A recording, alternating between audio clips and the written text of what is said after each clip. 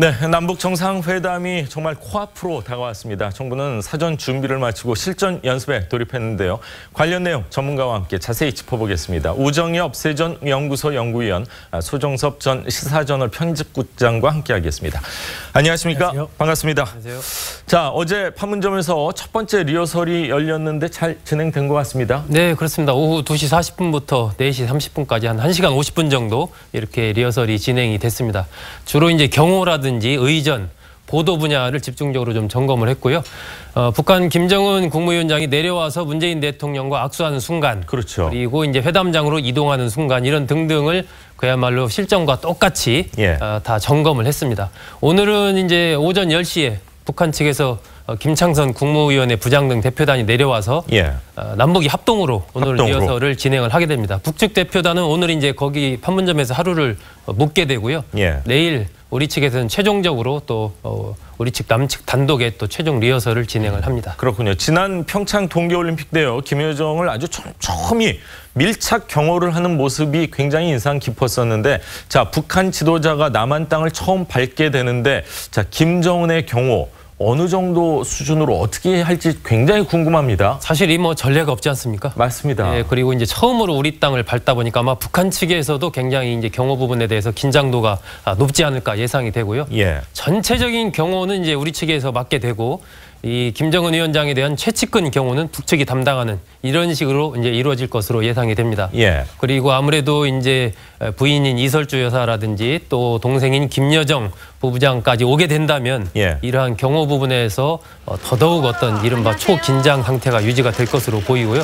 아마 적절하게 남측이 역할 분담을 할 것으로 보이는데, 예를 들어서 이제 문재인 대통령이 외국을 방문하게 된다면 우리 측 경호 인력이 이 문재인 대통령이 차에서 내리기 전에 전체적인 상황을 보고 이제 내리셔도 됩니다. 이렇게 그쪽 담당 방문국의 경호원한테 신호를 보내면 직접 차의 문을 열어주는 건 이제 방문국의 경호원이 문을 열어주거든요. 우리 쪽에서? 예, 그렇습니다. 그런 식으로 이번에 이제 김정은 국무위원장이 내려왔을 때도 그러한 어떤 남북 경호 당국 간의 적절한 협의를 통해서 역할 분담을 할 것으로 예상이 됩니다. 그렇군요. 판문점 하면 사실 뭐 총격전도 여러 번 있었고 실탄이 지급되는 곳이기 때문에 경호 문제에 있어서만큼은 정말 꼼꼼하게 아무런 사고가 없어야 되지 않을까 이런 생각인데, 자, 앞서 정부가요, 이번 회담에서 뭐 연락사무소 설치를 제안할 것이라 이런 보도를 했습니다. 그런데 조금 전에 청와대에서 맞는 부분도 있고 좀 틀린 부분도 있다, 이런 이야기를 했습니다. 연락사무소가 판문점이건 아니면 뭐 서울과 평양에 설치된다는 거 어떤 의미로 해석을 해야 될까요?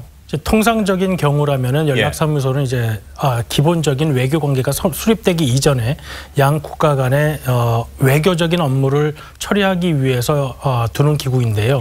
이제 문제는 과거에 남북 간에도 이제 이 부분을 논의했다가 2007년 정상회담 때도 논의했다가 이제 합의는 이루지 못했고, 현재 판문점 지역에 이제 남북이 전화 연락사무소를 두고 있는데, 이것의 문제점은 이제 북한이 전화를 받지 않으면 이제 우리가 연락을 취할 길이 없다는 것이죠. 그렇죠. 그렇기 때문에 현재 남북관계 개선을 위해서 서울과 평양 지역에 실제로 인력이 상주하는 연락사무소를 두게 되면 남북관계가 이런 정치적 상황에 따라 부침을 겪지 않고 상주하면서 문제를 서로 토의할 수 있는 그러한 제도적 장치가 마련된다는 점에서 의미는 있습니다. 하지만은 남북 관계가 이제 다른 국가들 간의 관계와는 좀 차이가 있기 때문에 그 명칭 자체가 이제 통상의 외교적 관계 수립 이전을 의미하는 연락사무소 형태가 될지 아니면 다른 명칭을 쓰게 될지, 그 부분은 아직까지 확실하지 않은 것 같습니다. 그렇군요. 자, 남북이요, 이번 회담에서 비핵화를 어느 정도 이끌어낼 수 있을지, 비핵화에 대한 뭐 협의라고 해야 될까요? 어느 정도 정말 이끌어낼지가 가장 큰 관심인데, 자, 통일부 조명균 장관의 목소리를 직접 들어보시죠. 의제와 관련해서는 지난번 3월 29일 고위급 회담에서도 기본적으로 한반도 비핵화, 또 한반도 평화정착, 남북관계 발전 이런 것을 중심으로 해서 논의한다라는 것에 대해서는 남북한 간에 서로 의견의 차이가 없었습니다. 그래서 그런 방향에서 지금 협의가 진행되고 있다, 이렇게 말씀드릴 수 있겠습니다. 네, 조 장관은 지금 남북이 비핵화 중심으로 논의를 하는 것에 의견 차이가 없다 이렇게 밝혔습니다. 이번 남북 정상회담에서 자, 비핵화 논의, 뭐 평화 체제나 남북 관계 개선은 어느 정도 합의가 이루어진 걸로 지금 보도가 되고 있는데 비핵화 부분은 확정된 게 없고 이제 대통령과 뭐 김 위원장이 어떤 뭐 담판이 있어야 되지 않을까? 어느 정도 합의까지 이끌어낼 수 있을까요? 지금 남북 간의 비핵화에 대한 합의는 남북뿐만이 아니고 미국과 북한 간에도 어느 정도의 진전을 보이느냐에 따라서 이제 문재인 대통령이 김정은과 함께 합의할 수 있는 수준이 결정될 것 같습니다. 지금 미국과 북한 간에 계속해서 접촉이 이루어지는 것으로 알려져 있는데 북한이 어떤 정도까지 비핵화를 하겠다라는 메시지는 아직 나오고 있지 않습니다. 우리 정부는 완전한 비핵화를 이루기 위해서 북한과 미국 간의 정상회담에서 또 구체적인 결과가 도출되기를 바라고 있는 상황이고요.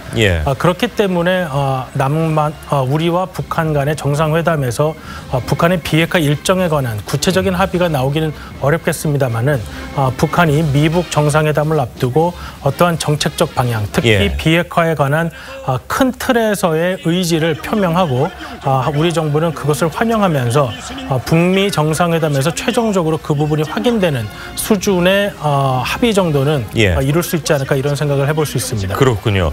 자, 일련의 뭐 김정은의 말과 행동이 비핵화 선언이 아니라 핵 보유국의 핵 동결 선언이다. 뭐 이런 일각의 주장도 있는데 이 부분도 맞는 것 같습니다. 지금 미국 입장에서는 북한을 또 계속해서 압박할 수밖에 없고 지금 압박하고 있죠? 예, 그렇습니다. 지금 방한 중이죠. 그 수전 손턴 미 국무부 동아시아 태평양 담당 차관보 대행이 어제 이제 기자들과 만나서 얘기한 것 중에 지금까지 이제 북한이 이야기한 건 비핵화의 의지를 발표한 것이다. 그런데 우리가 해야 되는 것은 어떤 비핵화의 진정성을 지금부터 이제 테스트하는 것이다 이렇게 얘기를 했거든요. 진정성이라는 얘기를 여러 차례 강조를 했습니다. 또 트럼프 대통령도 마크롱 프랑스 대통령과 만난 뒤에 이제 기자들과 만나서 어떤 비핵화라는 정의가 뭐냐 이렇게 이제 기자들이 물어보니까 한마디로 단순하다 그냥 핵을 없애는 것이다. 이렇게 얘기를 했습니다. 이것은 미국이 그동안 강조해왔던 이른바 완전하고 검증 가능하며 불가역적인 비핵화 이 부분의 원칙을 다시 한번 좀 분명히 한 것 아니냐 이런 해석이 나오고 있습니다. 그렇군요. 뭐 ICBM이나 SLBM뿐만이 아니라 중단거리 핵미사일도 다 폐기해야 된다. 뭐 이 정도의 압박을 계속해서 가하고 있는데 자, 진정성 얘기를 계속하고 있는데 구체적으로 북한이 어떤 조치를 취하면은 미국 입장에서 정말 진정성이 있구나 이렇게 느껴지게 될까요? 아마 미국이 원하는 가장 우선적인 순위는 사찰과 검증에 관한 부분이 될 것입니다. 만약 북한이 정말로 비핵화에 대한 합의를 미국과 하게 된다면 현재 핵 관련 시설에 대해서 이제 자진해서 신고를 해야 할 것이고 그다음에 자진해서 신고한 지역 시설뿐만 아니라 미국이 핵 관련 시설이 있을 것이라고 의심되는 지역들까지도 사찰과 검증이 가능하게끔 북한이 수용을 해야 할 것입니다. 현재 미국은 물론 김정은의 발언 등이 어느 정도의 진전이기는 하지만 그것이 북한의 비핵화를 진정으로 밝힌다고 보긴 어렵다고 생각을 하고 있고 그러한 차원에서 앞으로 이런 사찰과 검증 과정을 북한이 어느 정도 수용하고 또 그 처리 방향에 순응을 하느냐에 따라서 미국 역시 북한의 비핵화 의지에 대해서 진정성을 평가하는 계기가 될 것으로 보입니다. 자, 남북 정상회담이 이틀 앞으로 다가왔는데 미국하고 북한의 정상회담 장소 두 곳으로 지금 압축되고 있는 것 같습니다. 그렇습니다. 많이 이제 압축돼 가는 흐름입니다. 그동안에 이제 뭐 스위스, 스웨덴, 유럽 국가도 얘기가 됐었는데 됐죠? 거리가 한 7,000km 이상 되다 보니까 북한 이제 김정은 위원장 전용기인 참매 1호는 한 5,000km 정도까지만 안정적으로 갈 수 있기 때문에 일단 제외가 됐고 그래서 압축된 것이 이제 몽골의 수도 울란바토르 그리고 이제 싱가포르 두 군데로 압축이 되고 있습니다. 몽골 같은 경우는 북한이 상대적으로 좀 선호하는 것으로 알려져 있습니다. 북한으로서는 1순위가 일단 평양에서 하는 것인데 그게 어렵다면 뭐 몽골 정도까지는 검토해 볼 수 있다 이런 입장을 보인 것으로 알려져 있고 몽골을 선호하는 이유는 뭐 두 가지인데요. 일단은 이 기차로 갈 수 있다라는 거. 그렇죠. 그리고 두 번째는 안전을 이 러시아와 중국이 사이에 있기 때문에 안전을 보장받을 수 있다. 이 부분에서 이제 북한은 몽골을 선호하는 것으로 알려져 있고 반면 미국은 이제 그 울란바토르가 어떤 경호라든지 숙박이라든지 이런 부분에서 좀 여러 가지 좀 미흡한 부분이 있기 때문에 상대적으로 몽골보다는 좀 싱가포르를 선호하는 듯한 그런 모습을 보이고 있어서 아마 조만간 두 군데 중에 한 군데가 장소로 확정이 되지 않을까 이렇게 지금 예상이 나오고 있습니다. 자, 남북 정상회담, 북미 정상회담이 열리게 되니까 이제 바쁜 곳이 사실 일본 아니지 않습니까? 어제 문 대통령과 아베 총리 한 40분 정도 통화를 한 걸로 알고 있는데, 자, 어제 통화에서 평양 선언을 언급을 했습니다. 어떤 의미가 있습니까? 평양 선언이라는 것은 예전에 고이즈미 일본 총리가 평양을 방문해서 김정은과 했던 이야기인데요. 그게 2002년도죠? 2002년입니다. 예. 그 당시에 이제 북일 관계를 정상화하는 그러한 문제에 있어서 일본의 그 식민지 지배에 대한 배상 문제 같은 것도 나눴습니다. 그렇기 때문에 만약 북한의 비핵화가 순조롭게 이루어지고 그다음에 남북미 간의 이런 종전이나 평화협정에 관한 이야기도 자연스럽게 따른다고 한다면 일본과 북한 간의 국교를 정상을 이루면서 그 과정에서 일본 식민 지배에 대한 배상 문제도 다루고 그다음에 그 과정에서는 또 납북된 일본인들에 관한 문제 역시 처리될 것을 기대하면서 아베 총리는 지금 현재의 상황을 굉장히 주의 깊게 주시하고 있는 상황입니다. 예. 자, 우리나라하고 미국하고 회담을 하니까 일본이 뭐 바빠지는 건 당연한 것 같은데 후속적으로 뭐 북한과 이 일본의 뭐 정상회담도 열릴 가능성이 높지 않을까 이렇게 전망이 되는 상황입니다.